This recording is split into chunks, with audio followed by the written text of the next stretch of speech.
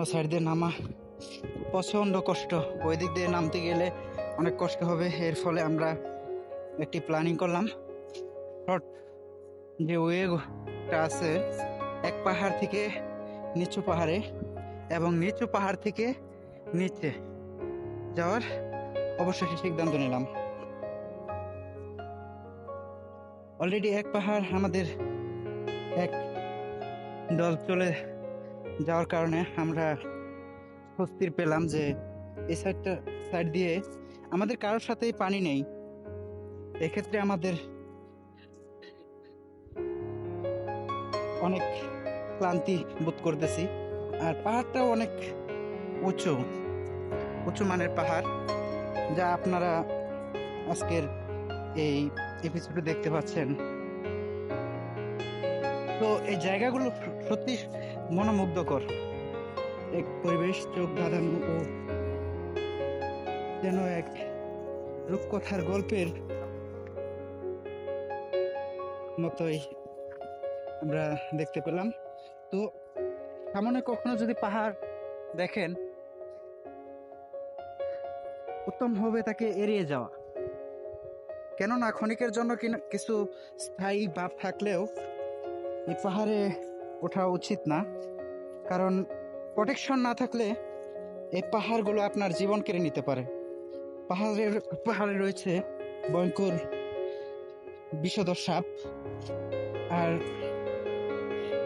অনেক পরে পর তো আপনার পাথরটা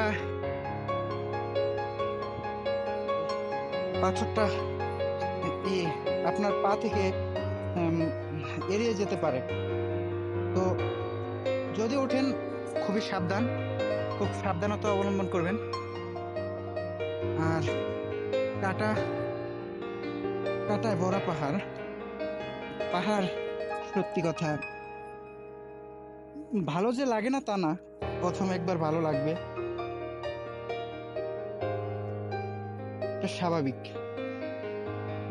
কিন্তু পর্যাপ্ত পরিমাণ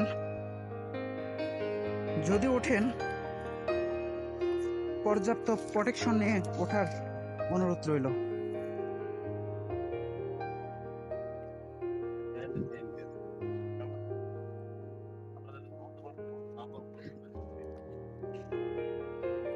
অনেক কষ্টকর। তো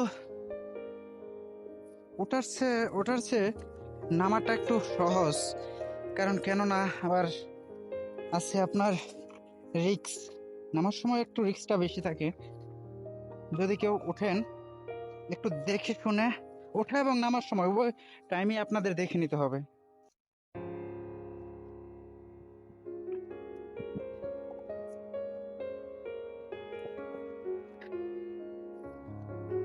ভেরি স্যাড, এখান থেকে একদম খারাপ পাহাড়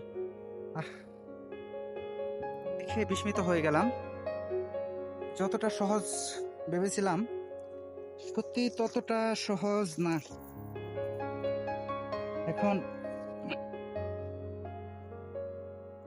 মনে হয় পানি থাকলে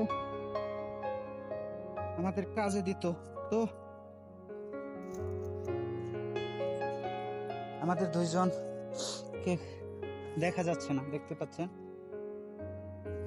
আমাদের দুইজনকে দেখা যাচ্ছে না, হয়তো পড়ে আছে কোনো একটা গাছের আড়ালে। এবং কি অনেক খারাপ পাহাড়, উঠতে অনেক কষ্ট সাধ্য।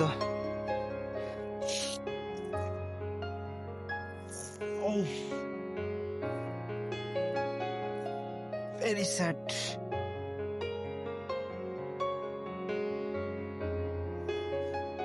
বড় বড় পাথর। তো ওঠার সময় কষ্ট না হওয়ার একটা কারণ ছিল। এই পাহাড়টায় আমাদের অনেকটা প্রোটেকশন দিয়েছে আমাদের এই গাছপালাগুলো, যাতে আমরা পেয়েছি সঠিক ছায়া এবং সঠিক তাপমাত্রা। এই পাহাড়গুলোতে উঠতে গেলে আপনাকে মোবাইলেও অ্যালার্ম দিয়ে দেবে যে এই জায়গাগুলা প্রচণ্ড রিস্কি এবং আপনার মোবাইলও হিট হয়ে যাবে। এমন তো অবস্থায় আসলেও এই রিস্কগুলো নেওয়া একদম সঠিক বুদ্ধিমানের কাজ না, তো কর্মক্ষেত্রে তো করতেই হয়।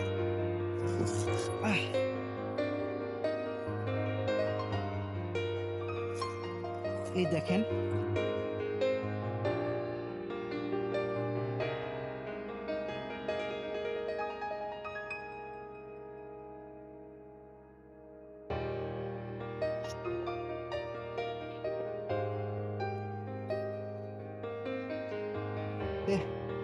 তো আমরা অধিকাংশ সময় দেখেন আমাদের পাওয়ার চলতেছে না।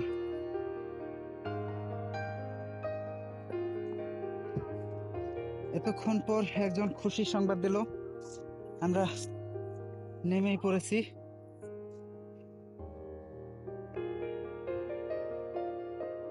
পাহাড়ে ওঠার পর কি জন্য যেন হাঁটুটা দুর্বল হয়ে যায়।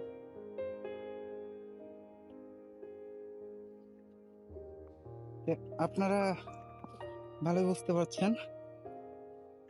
এখান থেকে ওঠা নামার পর আমাদের অন্য একটা পাহাড় উঠতে হবে।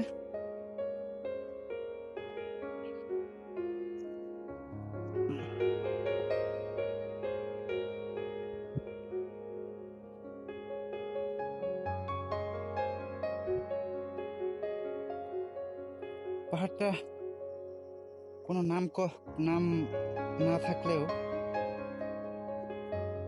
এই পাহাড় অনেকটা ভয়াবহ।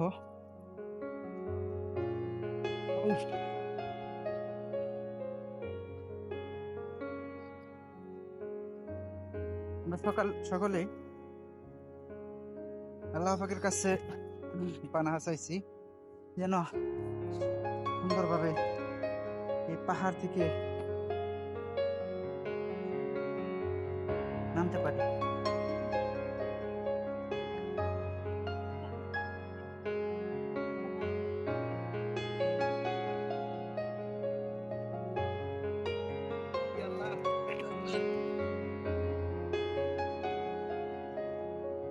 এই দেখেন এরকম একটা কাটা একটা ফুটে গেলে খুবই কষ্টকর। কিসে শোনা পেরেছ? বুঝতে পারিনি তো, দেখুন কথা কইলি। আমাদের একজন ইনজুরি হয়েছে, কামরুল ভাই, তার পায়ে কাটা পড়ছে। এই জন্য আমি বলতেছি যে আসলে কেউ এরকম একটা শু পরে আসার পরেও তার কাটা ফুটে গেছে। আপনারা ভাবতে পারেন যে কিরকম বিপজ্জনক হতে পারে। তো আমরা ক্লান্তির শেষ পর্যায়ে, আমরা অলরেডি নেমে পড়লাম। এখন আমাদের একটা পাহাড় আবার উঠতে হবে। অলরেডি অন্য আর একটা পাহাড় নেমে একটা পাহাড় উঠে আবার উঠতে হবে। আমার পায়ে যেন শক্তি হারিয়ে ফেলেছি।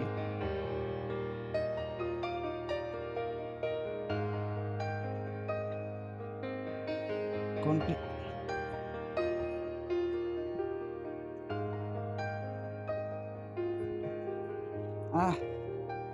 আজকে পবিত্র ঈদের দিন, এজন্য সকলে এই যেটা কাটা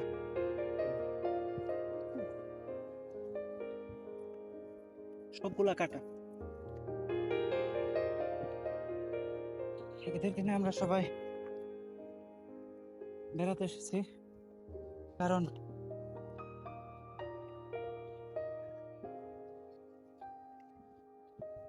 সকলেই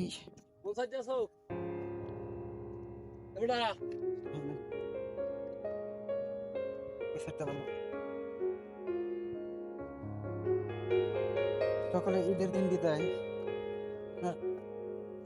চেয়েছিলাম, পাহাড় এখনো ওঠা হয়নি। ও কাটা, এই জন্য সকালে মিলেমিশে পাহাড় উঠবো। সত্যি কথা ভাই, পাহাড়ে ওঠার স্বাদ আমার চলে গেছে। এখানে দেখেন আমরা অনেক দূর পাহাড়টা উঠেছি, বাট কত উঁচুতে উঠেছি কল্পনা করেন যে আহ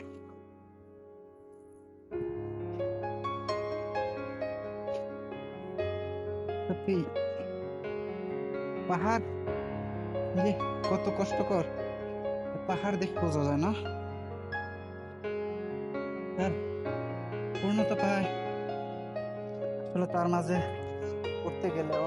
আমাদের সাথে দুইজন ছিল, তারা একটা পাহাড় নেমেই চলে গেছে, অন্য পাহাড় ওঠার তাদের সাহস হয়নি।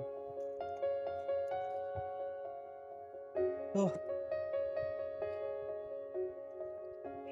আপনারা বুঝতে পারছেন যে কিরকম ক্রিটিক্যালি এই পাহাড় হতে পারে, নামতে গেলেই যে কষ্টকর, মনে হয় উঠে গেছি। সকলে ভালো থাকবেন, সুস্থ থাকবেন, সুন্দর থাকবেন। খুদা হাফেজ।